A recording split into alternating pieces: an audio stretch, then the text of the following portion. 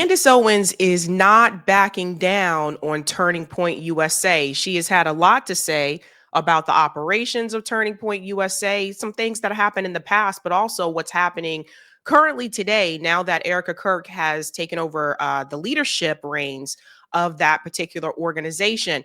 Recently, she made a video commenting about Erica Kirk's interview and then also calling out Alex Clark. And I gotta say this. I think they pissed off the wrong person. I think I really do. I think they pissed off, the wrong person, someone who was very much involved with Turning Point USA, someone who went across the country to all those college campuses with Charlie Kirk. If there was one person they shouldn't have pissed off and they shouldn't have attacked, and they've been attacking on X from what I've seen, it is probably Candace Owens. She's not backing down and she's being very vocal. First, I want to show you what she said about Erica's comment here about people talking about their feelings about the FBI investigation surrounding Charlie Kirk's death. But where my heart is just asking for some grace is for the ones who were there that day. They have to relive that every single day. He didn't die in a car accident. He didn't die. He's lost one of the greatest voices of our generation. Why? How? What's behind it? Like, everyone's trying to process this. And I respect that. But where my heart is just asking for some grace is for the ones who were there that day.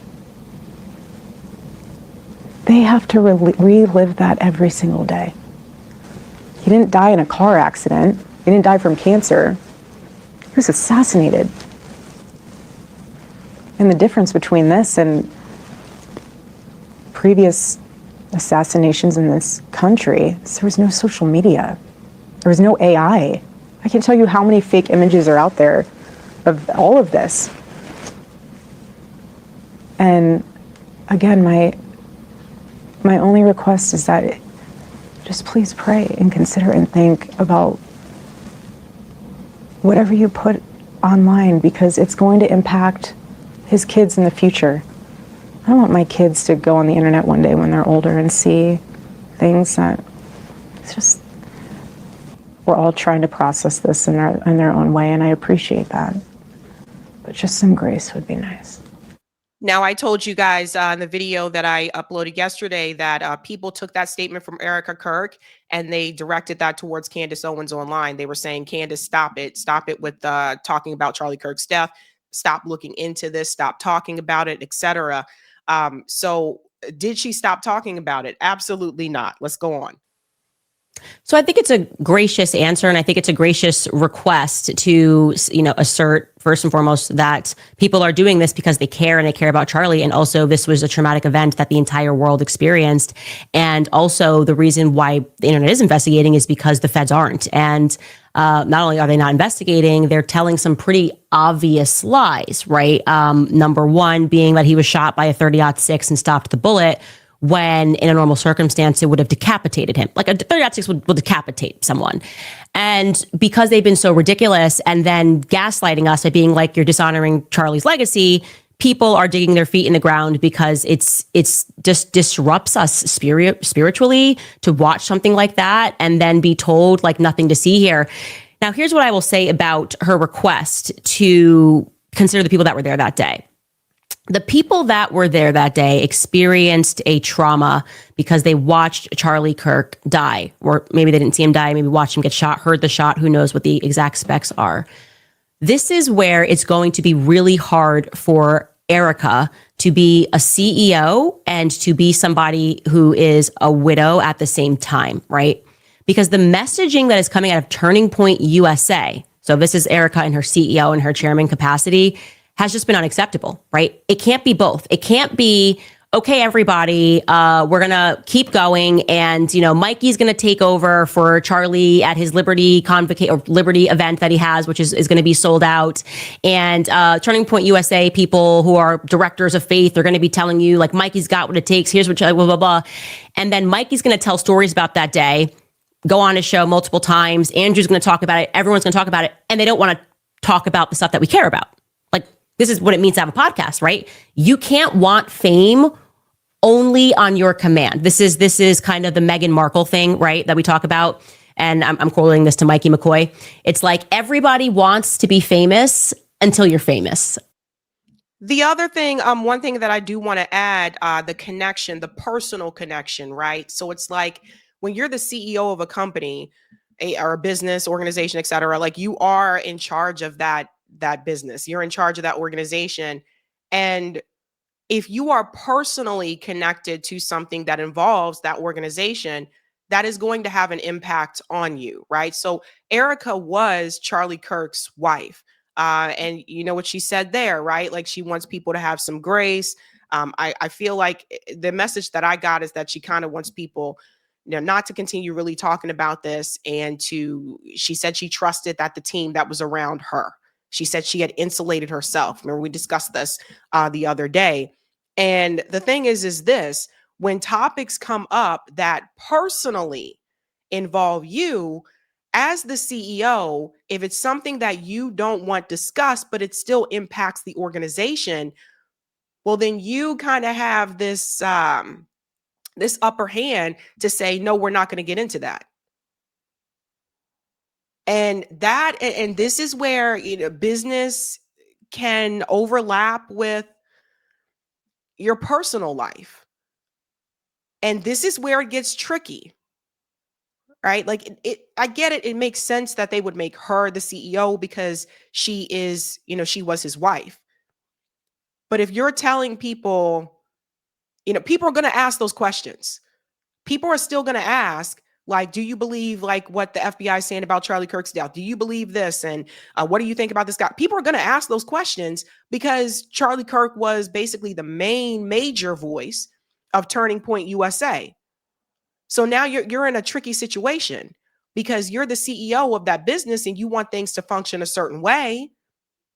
But at the same time, you don't want the things that impact you personally to get out there. So it's a messy thing, but if you want to be CEO, this is something that Erica is going to have to deal with. That's the thing that comes along with this. And I got to say this. She said everybody wants to be famous until they're actually famous. I'll say everybody wants to be the boss until they're actually the boss. Everybody wants to be manager. If I was manager, I would do this. If I was in charge, I would do things this way. And I've seen this throughout my career in higher ed. Everybody wanted to be in that position until they get in that position, and then they don't want to be in that position. So it's a murky situation. And I would actually say it's probably not best for Erica Kirk to be CEO because of the personal relationship here and because of what just happened. So I don't know. It's going to continue to come up. I don't think people are going to stop talking about this, at least for not the rest of the year. I mean, look at it this way. We still talk about killings and deaths of people that were killed decades ago. We still talk about that. So I don't see how she goes forward as CEO, but not wanting to deal with that. So just something to think about. Let's continue on. Okay, we want privacy now. Well, it doesn't actually work that way. You don't get to be like, I want to marry you and I want to be a princess, and then become a princess. And you're like, well, I don't want to be a princess, right? It's kind of you got to pick one or the other. So if there were Turning Point individuals who were so traumatized that day and they needed to go away, I mean, I had to go away for 2 weeks to collect my thoughts about the trauma that I saw having watched it. And a lot of people I know that had to take breaks. I had to take the show off the air for a couple of days, and they just, needed time to process. It'd be a little bit different. Actually, it's almost came across like they needed zero time to process, and they were kind of annoyed that the world needed time to process. And then the things that they were telling us were lies. We were able to factually debunk things that we were being told. And they had to keep that machine going. And this is what I said. It was very suspicious to me that they couldn't even take time to say, let's just put Turning Point USA aside and let's just, let people grieve, etc. Give people time. They couldn't even just do that. They had to keep the machine going. And the way that they quickly jumped onto the set of his show and started hosting his show, like Ben Shapiro was there, that Andrew Colvett was also there. Let's just keep this going. It was just weird. It was weird to me. I'm like, take time, let people take time to process. But no, it's a business. And they were like, well, we got to keep this machine going. And I would also add that the donor class, their donors wanted them to keep that machine going. And then you've got people like Tyler, who's featured in this, Tyler Boyer, who you're the chairman and the CEO. Tyler Boyer is a sexual deviant, right? Why do we have to because he was at the hospital, give him grace? It's like, no, this is this is now what's at the head of the company. Charlie's not there. We want to make sure that this company is going to be committed to truth. We want to make sure this company is not going to be telling us that we can't care about this or not be focused on that, because we need to decide whether this is still the same company. That's what it means, right? Is this still the same company? And so I think with the McCoy thing, everyone wanted a stage until you got a stage, okay? And people started going lie, right? Case in point, Alex Clark wanted to do the Wall Street Journal thing until I caught this little lie. And it's like, what are you saying this thing about Catholics? That's not true. Okay. Take the stage or don't take the stage, but it can't be in between. And then suddenly when the public turns against you, I don't want a stage anymore. That would be my response to that. And I do not have any sympathy for Rob McCoy. I have no sympathy for Mikey McCoy. I have no sympathy for Tyler Boyer. I think telling the truth is a very easy thing to do when you have a microphone. And if you don't want to tell the truth, it just makes you look more suspicious. And I can give you an example of that. There was some kid who was wearing green at this UVU event, right? They looked kind of shady. There was a ton of rumors. We got a bunch of emails, but I never covered it on the show because I didn't think there was anything beyond the fact that he looked kind of shady in a green hoodie. And I think it was yesterday, Sam Parker was like, who are these guys? And I can't get a clear image of this person. I then respond to him like, here's a clear image of this person. The actual person wearing the green hoodie then responds very quickly. He's like, that's me. Sorry, I dress weird. I think he's on the soccer team at UVU. And that's it. It's over. And nobody is talking about the green hoodie. Here he is, Colby Sessions. Hey guys, this is me. My teammate and I were just on campus to get food and stop by the event. We always wear silly stuff like that. Sorry guys. That's it. Oh yeah, I saw that comment. How easy, right? How easy. He's not like, I'm a victim. Call a lawyer. I can't believe somebody asked a question. I can't believe there's interest in this event where an assassination took place. No, people are asking because they're well-meaning, and he just comes right back and answers it, and it's over. That's how easy, that's how quick, that's how painless it is when you simply tell the truth. And I just don't feel that anything that's been easy to clarify has been done. And it can't be because they're in a state of mourning, because they were back on their feet the next day and giddy and sharing memories and talking about what happened on that day in detail. So except for the parts that we want to know about, I don't know, doesn't work for me. Yeah, you can't that's the thing. You can't take the stage when things are great and then walk off that stage when it's something that you don't really want to deal with these things. Let's go forward to when she gets into Alex Clark, also a part of Turning Point USA. Like I said, they really pissed off the wrong person. This was not the person. And Candace's podcast apparently is now number one in the world. Number one in the world. Again, there are many things that I do not agree with Candace Owens on, but I got to say, it's kind of funny after what the Daily Wire did to her. She became more popular after she left the Daily Wire and went on her own. And I got to say something about organizations when we bring in this part here about Alex Clark. I got to tell you something about that in just a second. Speaking of PR and people who should maybe get into it, Alex Clark needs a raise. I don't even know what she's doing over at Turning Point USA. This gets back into, Erica Kirk as the CEO. We watched her lie, okay? We watched her lie about the Catholic thing. We're supposed to just feel good about that and think that she's traumatized, but she wasn't traumatized. when she like wore boots and stood outside for Wall Street Journal to click a picture of her a couple of days after Charlie died. I don't know. It feels like she was good and she's a star now and tried to hard launch her podcast. She actually tweeted a couple of things the last couple of days, dripping with anger towards people that are asking meaningful questions. Here's one thing she wrote. Let me tell you something about Mikey. He's a mate. Just kidding. She didn't say that. I'm one of the longest tenured employees now at the organization. And Mikey has a servant's heart. If ever I've seen one, you know why he went to Korea and Japan? Because my boss, our productions director, who is the father of 6 children, asked him to. He is always traveling with me a good portion of it. And he missed his kids. And he asked Mikey to please go and film instead. Okay. I'm just going to say, I think he probably went to Japan and Korea because it's an awesome opportunity. I don't know. I'm just a person who's been around a lot. And if I said, hey, do you guys want to go to Japan? Hip, hip, hooray. It's amazing. It's not exactly, going to build a house. What is it? A house for habitat houses, whatever it's called, house for habitat in the middle of like the jungle or something like that. It's Habitat for Humanity. I was a volunteer for Habitat for Humanity when I was in high school. Yeah, it's actually pretty cool because they really do teach you how to build a house, Interesting. I think this is a pretty exciting opportunity.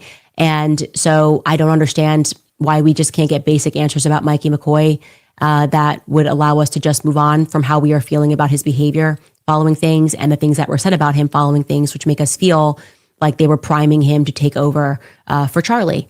And we heard these things from his father. We heard these things from people at Turning Point USA. And if you're looking for a fact, he took over for Charlie, who was slated to speak at Liberty University. Okay, that's just a fact. Alex Clark also threw shade at us, and it's kind of incredible that she said this working for Turning Point USA. Here's what she wrote. Oh, on every podcast tribute episode I did about Charlie, I did not run my ad sponsorships. My directive and choice to my team. We are now in debt to my sponsors. I didn't care. It felt like the right thing to do. Oh, boy. Okay, so Turning Point made something like $90 million in the couple of weeks following Charlie's death. I think I first heard it was 70 million. It's gone up since then. They were selling like t-shirts at the memorial event, like Freedom Charlie t-shirts. They were selling products. And she is, I guess, trying to imply that me speaking about his death and running ads is problematic. Now, first and foremost, on our tribute episode, we ran absolutely 0 ads. We didn't even let YouTube run ads on that episode. So this is not a tribute episode. This is my podcast, and we're investigating this murder. And pause here for a second. I was not aware that they were selling merch at his memorial. That is so low. Like it reminds me of when Biggie died, right? So I don't know how old everyone is that's watching, but I still remember the day Biggie died. I still remember the day Tupac died.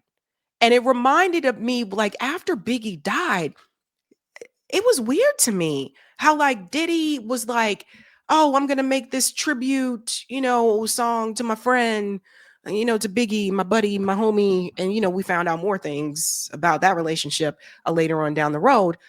But Diddy took a sample from the Police, the song, Every Breath You Take. Every breath you take, I'll be watching you. That song, he sampled that song from the Police and created a song for Biggie called I'll Be Missing You. And look, I'm not here to say you can't make a tribute to your friend, but he made money off of it. And even for me back then, I was kind of like,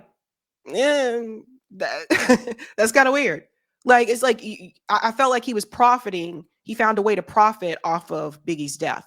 Now, I don't know if that came directly from his decision or if it came from the record company's decision. Bad Boy was a label, but it was a part of a record company. So I don't know if it came from the higher ups or what, but I just felt like that was kind of weird.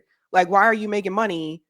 You're kind of found a way to profit off of your friend's death. It was weird. So I didn't know they were selling merch at that. That is weird.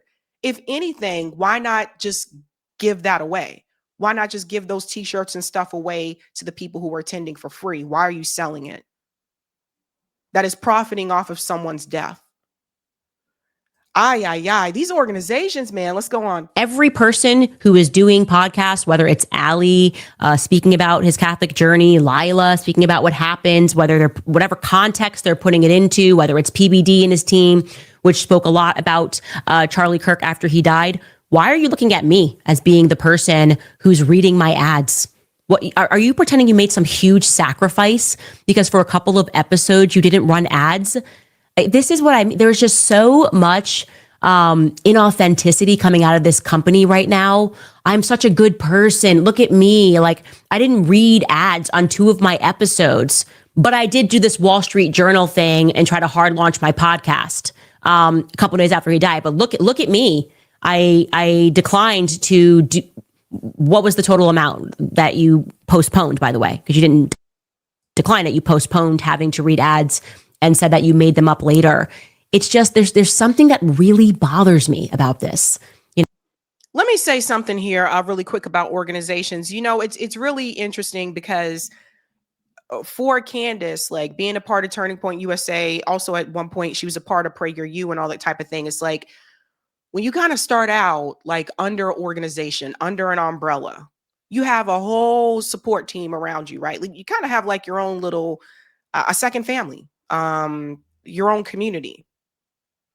And when you break away from said organization, especially if you were as popular as Candace was being a part of that organization, you're going out on your own.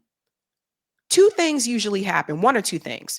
1, either the organization wishes you the best and, advocates for you and says, look at how great she's doing, yada, yada. 2, the organization pretends like you were never a part of it. Okay, so 3, the organization starts to attack you because you're speaking a little bit more freely than the organization would have wanted when you were part of it at that time. And I don't know what's going on with the ins and outs with Turning Point USA, but it's a business. And I would imagine higher ups, whether it is Erica, who's now CEO, or the donor class, maybe both, have made decisions that they are not going to look further into this and that they just are going to attack and go after other people who are, including someone who was one of their own, because Candace was a part of them. And when it comes to organizations, I got to say this. I think especially in this podcast space, I have seen it happen on the other side. There are a number of people that, you may start with a group or organization, and then you decide to branch out on your own. And there is something about having that built-in community to ride or die for you, to somewhat protect you in certain ways. There is something to that. Now that Candace is on her own, she doesn't have that anymore.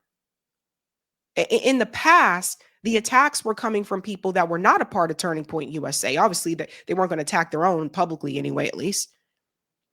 But now that you're no longer a part of their group, now they feel freely to come after you. In fact, I wouldn't be surprised if they weren't ordered to do so, because it's kind of weird. Like some of the attacks are similar. It's almost like a PR message went out and they said, go after Candace with this. So it seems coordinated. And there is something about being on your own. There's something about standing on your own. And one of the things particular in this space, I will say this, and people need to hear this. When you kind of have like your own, like I have my own show, I'm a part of RBN, but also have my own show. But I had this show before I was a part of RBN. And I have to say this, when you are on your own in this space, a lot of times, it can be, I'm not going to say lonely, but a lot of times you can be isolated. A lot of times, it feels like you're kind of on an island on your own. And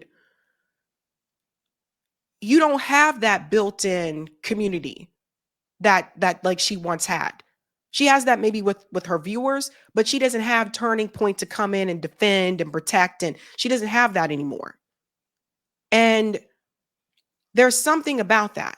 And there are a number of people in the space, if you look around, in particular on the left, like Brianna Joy Gray, Katie Halper, I guess Kim Iverson isn't really on the left, but Kim is kind of on her own, as well. It's like,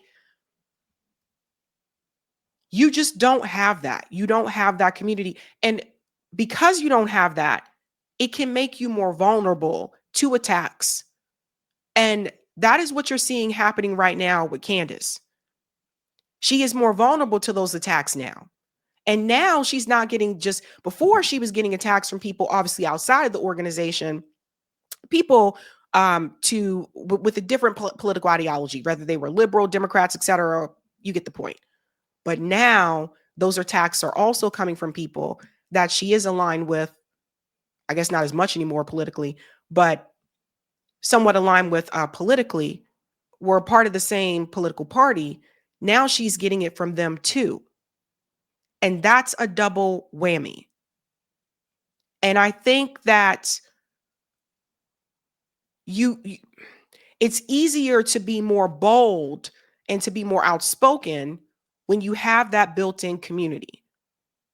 It is harder when you don't, because you have to go to bat for yourself. You have to defend yourself. These people are not defending Candace Owens. They're attacking her. Ben Shapiro, Alex Clark, all of them, they're attacking Candace Owens. They're not defending her. So it's almost like you have to go much harder. And there's something to be said for that. Obviously, something is nutso at Turning Point USA, but I cannot say this enough, you guys. It is much harder. Again, I disagree with Candace on a number of things, but it is much harder when you are on your own and you don't have that built-in support group to come to your defense and to protect you or shield you in some way, shape, or form. And I think when Candace Owens was fired from the Daily Wire, I think this is exposing a lot of things. And they know that she was very much involved, and they know she knows a lot of information about what went down in that organization. And she knows the ins and outs, and she knows the people. They consider her to be a threat to them. They consider her to be a threat to their agenda, which wasn't the case before. And that to them, to the business, to the organization, is a problem. Let's continue a little bit more here. No, they're angry at people who are investigating Charlie's death and catching them in lies. That's why she's mad. She's mad because she lied about me on her podcast, and I called it out. Okay. If you don't lie on me, I won't have to call it out. If you don't tell lies about things that took place, about things that were happening at Turning Point USA, at the reason why Charlie wanted a Doge as she did. Oh, we do this no, you don't do a Doge every year. You want to know how I know that? Because Doge didn't exist before Elon Musk. So it's like, what are you saying? They want us to pretend we're really dumb. And it's emotionally manipulative for them to be like, that's how you honor Charlie. Pretend to be an idiot. Pretend to not know how accounts work. Pretend to not know what it means when we say certain things and then change our stories multiple times. Pretend like it's just beyond the pale that Candace would suggest that we're engaging in a cover-up. Yes, I did say that. I didn't say that Mikey murdered Charlie Kirk. I said Turning Point is engaged in a cover-up because that is literally the only reason that people lie. Anytime you lie, it's because you're covering up the truth. You're engaging in a cover-up, even if it's a white lie. Even if I say, I'm trying to surprise a friend for a birthday party, and I tell her, I'm the only one that's going to be there, meet me here. It's a lie because I'm covering up a certain truth, right? That is what lies are for. There is no other reason to lie unless you're covering something up. So when you lied about the Catholicism thing, it wasn't because you murdered Charlie Kirk, Alex. It was because likely you guys were more concerned with your Christian Zionist donors and also pressure from your Jewish donors. And so you just lied to cover up the truth about where Charlie was at. There it is. It all leads back to the money, right? At the end of the day, follow the money, and then you'll understand why some of these things are happening. Yeah, it's crazy, man. If someone would have told me, let's go back to 2020. If someone would have told me back in 2020 that there would be this war between Turning Point USA and Candace Owens, I would have never believed it. If someone would have told me that she would have been fired from the Daily Wire, I would have never believed it. But this is where we're at now, right? Like it's very different. And she is getting a number of attacks, like I said, by people on the right and people on the left. And that can be quite a doozy. And I'll just end with this. These organizations are always going to protect themselves. It's really funny, you know, if you work for a company, they always tell you in orientation, you know, with HR, that you can come to HR about anything. These things happen. But at the end of the day, HR is always going to protect the company. They're always going to protect that organization, that business. They're not really trying to protect you. What I see happening right now with Turning Point USA, Alex Clark and all these other entities that are involved are doing whatever they can to protect the business. And even if that means that they will lie or they will cover up, they're going to do it. Follow the money, honey. Follow the money. Hey guys, this was a Sabby clip. If you like what you saw, hit that like button and subscribe.